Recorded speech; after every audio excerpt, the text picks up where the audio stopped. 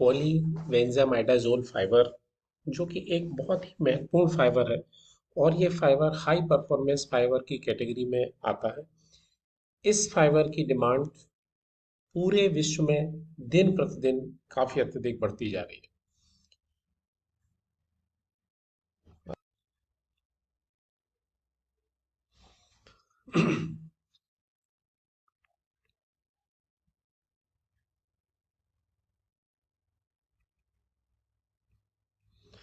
पॉलीबेंजामाइडाजोल fibre बहुत ही important fibre है, जिसको औद्योगिक फाइबर के रूप में, हाई परफॉर्मेंस फाइबर्स के रूप में स्वीकार किया गया है।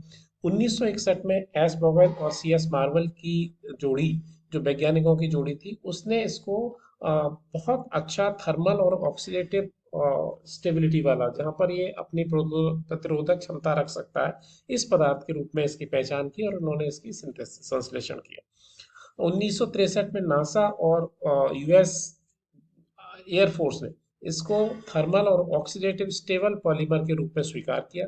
1969 में नासा और यूएस एयरफोर्स ने इसको फ्लेम रिटार्डेंट पॉलीमर के रूप में, फ्लेम रिटार्डेंट वस्त्रों के रूप में प्रयोग करना प्रारंभ किया, क्योंकि 1967 में जो अपोलो के एयर एस्ट्रोनॉट्स थे, अंतरिक्ष यात्री थे, वो एक दुर्घटना का शिकार हो गए थे, क्योंकि उनकी जो ड्रेसेस थी वो उस लायक नहीं थी।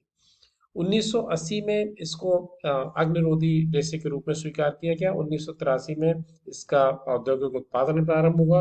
1990 में पीबीआई स्टेपल फाइबर के रूप में कन्वर्ट किया गया और 1993 में इससे बहुत हल्के सूट्स तैयार किए गए, इसके ड्रेसेस तैयार किए गए, जिनको जो अग्निशमन अधिकारी होते हैं, अग्निशमन कार्मिक दल होते हैं, उनको पहनाने के लिए।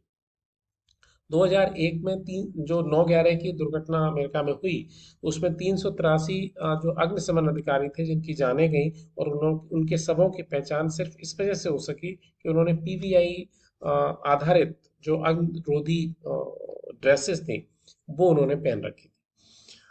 और पीबीआई मैट्रिक्स को 2003 में फ्लेम रिटार्डेंट एक्टिव गियर्स के रूप में प्रयोग प्रारंभ किया गया। और 2004 में ली और उनके साथियों ने इसको एक ऐसा पदार्थ माना, इसके द्वारा बनाई गई झिल्ली के द्वारा प्रोटॉन का पारगमन सुनिश्चित किया गया। 2009 में इसको high temperature proton exchange membrane के रूप में स्वीकार किया गया। इसको सिद्ध किया गया कि इसके द्वारा हाई टेम्परेचर पर भी प्रोटॉन का पारगमन किया जा सकता है सफलतापूर्वक। 2013 में ली और उनकी टीम ने इसको फ्लोरीन के साथ रिएक्ट कराया और उसमें फ्लोरीन कंटेंट को इंट्रोड्यूस किया। इसके बाद ये फ्यूल के एक्सचेंज में, फ्यूल के शोधन में इसका प्रयोग प्रारंभ किया गया। अगर इसके देखा जाए कि इसको किस तरीके से विभाजित किया सकता है, तो एप्लीकेशन के आधार पर इसके विभिन्न प्रकार हैं और क्षेत्र के आधार पर भी इसको विभाजित किया सकता है। एरोस्पेस और डिफेंस में प्रयोग होता है, ऑटोमोबाइल क्षेत्र में इसका प्रयोग है, जो रसायन उद्योग है उसमें है, हेल्थ सेक्टर में है, और जो औद्योगिक उत्पादन है, इंडस्ट्रियल एप्लीकेशंस है, उसमें प्रयोग हो सकता है। ये तंतु के रूप में, स्टेपल फाइबर के रूप में और चोप्ड फाइबर, तीनों स्वरूप में फाइबर अवेलेबल है।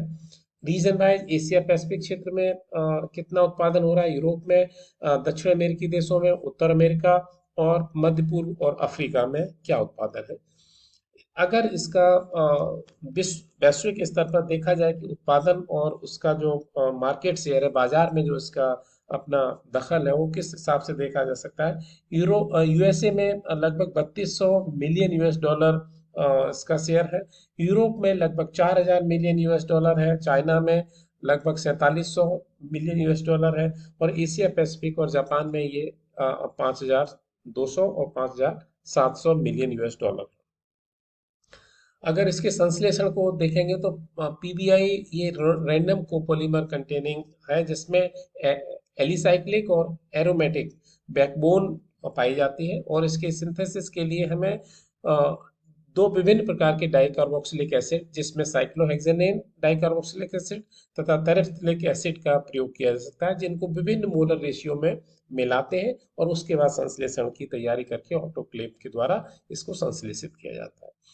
सिंथेसिस में अगर आप देखेंगे तो मोनोमर के रूप में इसमें T A B tetra amino biphenyl और डाइफिनाइल आइसोप्टलेट DPIP का प्रयोग किया जाता है।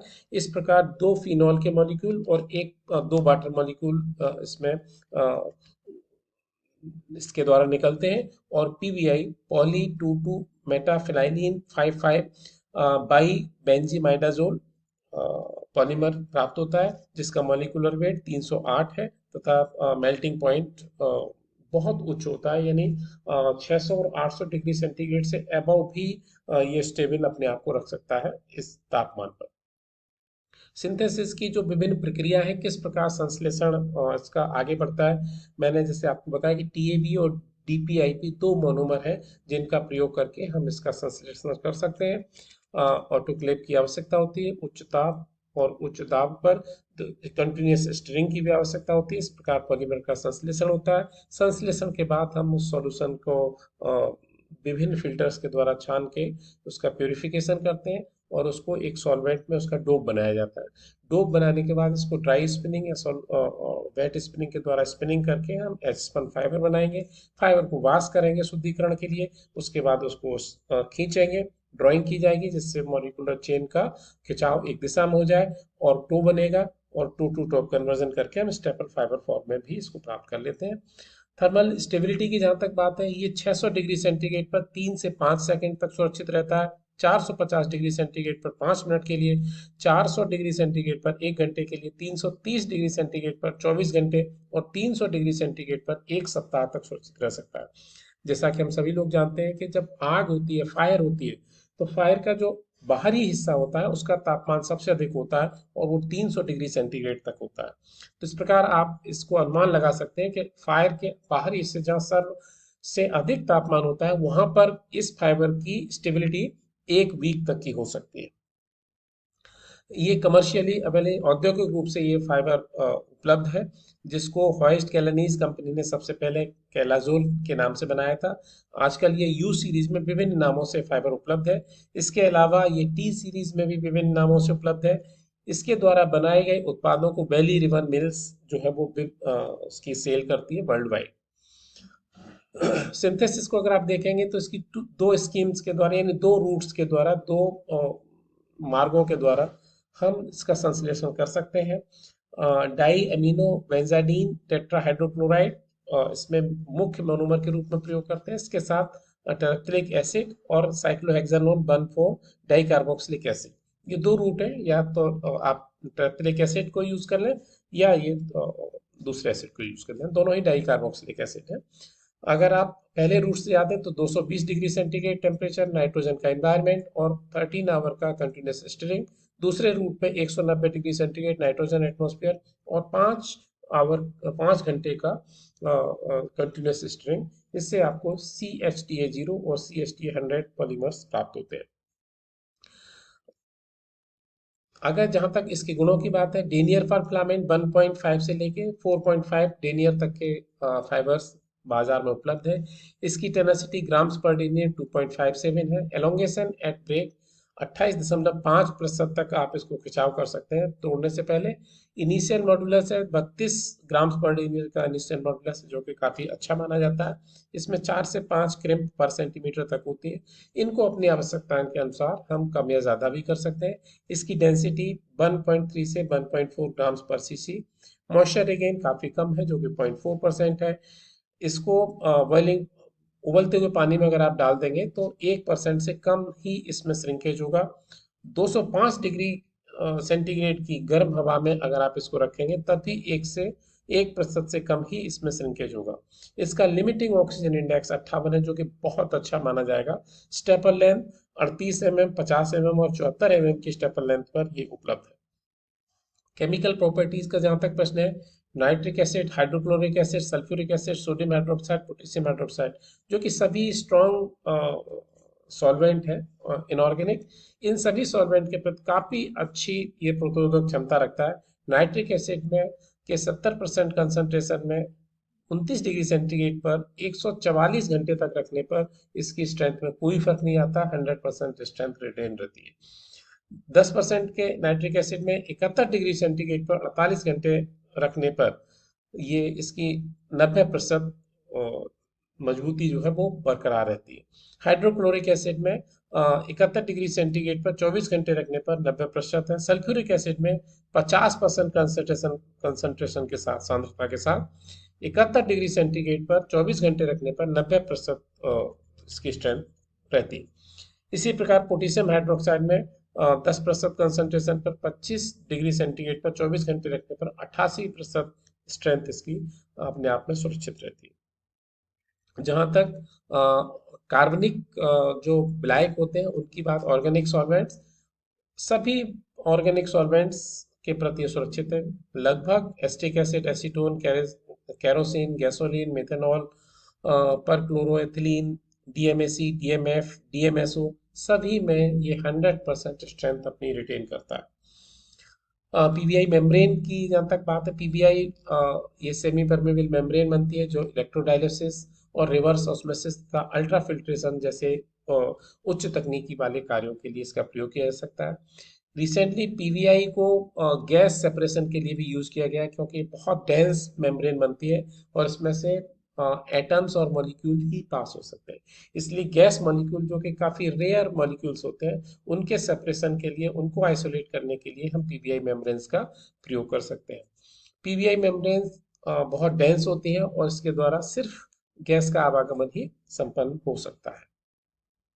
फ्यूल सेल्स इलेक्ट्रोलाइट्स के रूप में भी इसका प्रयोग किया जा सकता है। पीबीआई रेजिन के मोल्ड्स बनाकर इसकी सिंटरिंग प्रोसेस होता है, किसी का जो अवशेष होता है उसको हम एक द्रोणिका में कलेक्ट करते हैं और फिर उसको, और जिस प्रकार किसी पानी में से मिट्टी या किस दूसरे पदार्थों को कलेक्ट किया जाता है, उसी तरीके से सिंटरिंग प्रोसेस के द्वारा हम इन फाइबर्स को कलेक्ट करते हैं।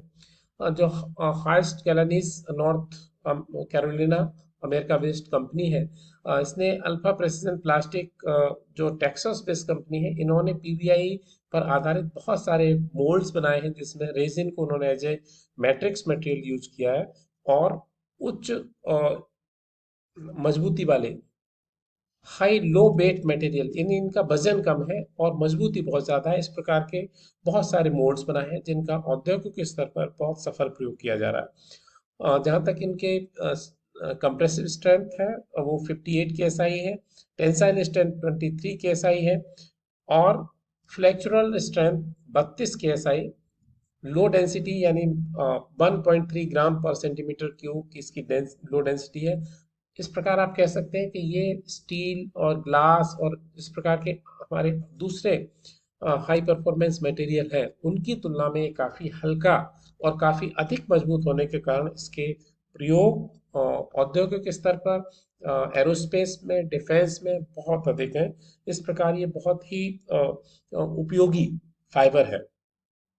इसके अन्य जो उपयोग है, इसकी हाई स्ट्रेंथ के कारण है, इसकी लो डेंसिटी के कारण है, इसकी हाई जो लिमिटिंग ऑक्सीजन इंडेक्स है यानी अग्निरोधी क्षमता है उसके कारण है।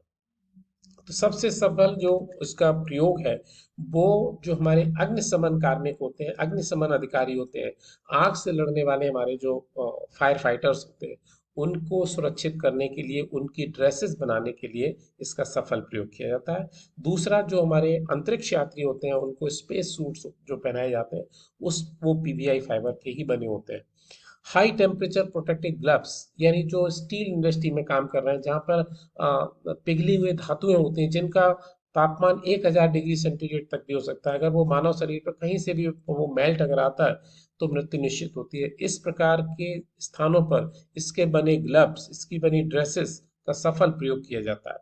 वेल्डर्स, जो वेल्डिंग करने वाले लोग होते हैं, वो उच्च ताप पर काम करते हैं, जरा सी भी असावधानी से दुर्घटना होती है, वहां पर इसका प्रयोग किया जा सकता है। एयरक्राफ्ट के अंदर की जो वॉल्स होती है वहां पर इसकी लाइनिंग बना के लगाई जाती है, जिससे किसी भी प्रकार की दुर्घटना के समय ये यात्रियों को सुरक्षित रखता है। और जो सबसे इसका अभिनव प्रयोग है, सबसे नया प्रयोग है, वो फ्यूल सेल्स के सेपरेशन के लिए, उनके शुद्धिकरण के लिए इसकी मेम्ब्रेन का प्रयोग किया जा रहा है। धन्यवाद।